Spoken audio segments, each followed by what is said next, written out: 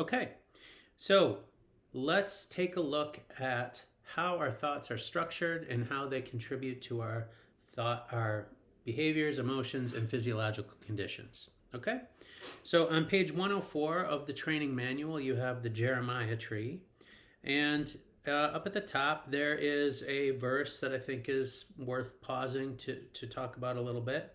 It says, "We demolish arguments and every pretension that sets itself up against the knowledge of God, and we take captive every thought to make it obedient to Christ." Now, this is a great way to think about what cognitive behavioral coaching is. You are taking those lies that someone is believing, or those unhelpful ways of thinking. Sometimes our thoughts are just flat not true. Sometimes there's some truth in them, but it's just not a helpful way to look at things. And of course, from Scripture, we know that lies are from the enemy; they're not from God. So we want to identify those lies, or those untruths, those half truths, those slanted ways of looking at things that are meant to tear a person down. And we want to make those thoughts obedient to Christ, meaning that we want them to be consistent with what Jesus says about us, what Scripture says about the world, and our place in it. Okay? And incidentally, I think of this as a form of spiritual warfare. It's kind of the only form of spiritual warfare I've ever practiced. I've never seen a demon manifest or anything like that. I know people who do that type of ministry. I have respect for them.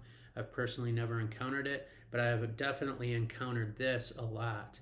And I've even seen people think things about themselves, about other people, about the world that are so destructive that it's wind up costing them their life, either from taking their own life or just throwing their life away, being consumed by things like addiction and just unhealthy patterns of living that have eventually led to their demise. And so truly, the enemy is seeking to steal, kill, and destroy, and he can do that through our thought life, through our belief structures, just as well as he can do it through any other means.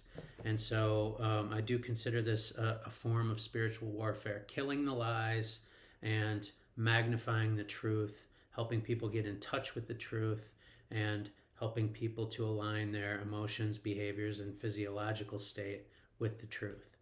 Okay, so that said, let's look at the different elements of what I call the Jeremiah tree here. So first you have the leaves. The leaves represent adversity, emotions, behaviors, and relationships. And so these tend to be like the presenting problem that your clients will come to you with. They've got some kind of an emotional problem, behavioral problem, relational problem. They're facing some kind of a challenge in life, and this is what's bringing them to you.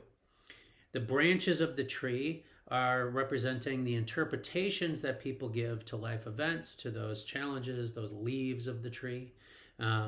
They are what supports the leaves being what they are. And so, these are our moment by moment interpretations of life as it happens. Some people call it the tape that runs in your head. Okay? So that's the interpretations. In cognitive behavioral coaching, these are called automatic thoughts. Okay? The tree trunk represents what in cognitive behavioral coaching are called intermediary beliefs, which consists of rules, assumptions, and conditional beliefs. And conditional beliefs are like if-then statements. So if I study hard, then I will do well on the test. That would be an example of a conditional belief. You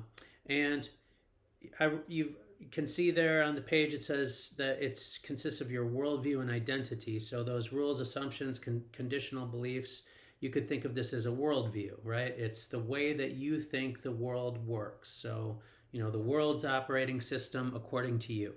And then as far as the identity part goes, these are what I think of as roles. So, I'm a father, I'm a son, I used to be a pastor at one time. I used to be a missionary at one time. I'm not necessarily those things formally anymore. I'm a therapist now working in the community. I'm a coach trainer. So I've taken off some roles. I've taken on other roles, a lot of similarity between them. But, there could be a time when I'm doing something different and I take these current roles off. So, roles are something that you step into, you step out of, they change at different times in life. That's normal, but sometimes people confuse them with not just something they do, but they think that that's what they are. And because of that, they can have a lot of difficulty when it comes to transitioning from one role to another because their identity is all wrapped up in it. A little bit lower on the tree, well, all the way down really, you have the roots. In cognitive behavioral coaching, this is called the core belief. And the core belief is global, it is rigid, it is usually an I am statement, such as in an unhealthy way of thinking, I am defective, I am not good enough, I am unlovable, I am unwanted, I am a waste, I am crazy, you know, I've heard any number of really negative beliefs about the self. Okay, positive beliefs would be things like, you know, what God says about you. You are made in God's image, worth enough to die for. You are made for a purpose. You have been given gifts and abilities to fulfill that purpose. And these things are true, Scripture says, about anybody, whether they are a believer or not. God says these things are true about them. It is what you are. It is how He made you. You can't get away from it. You can't disqualify yourself from it. It is with you wherever you go, whether you know it or not. But sometimes people believe lies about themselves at this level.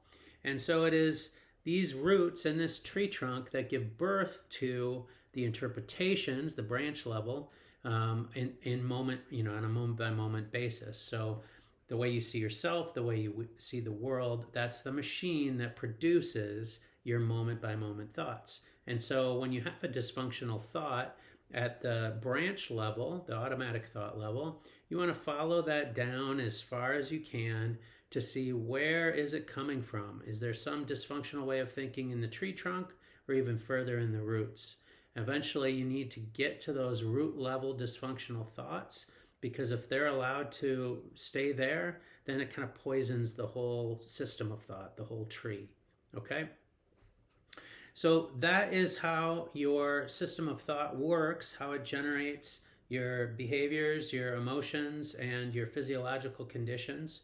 And I haven't mentioned the soil or the falling leaves yet, so I will talk to you about that in the next video. And we will get into understanding that and a little bit more about how the system of thought works. I will see you there.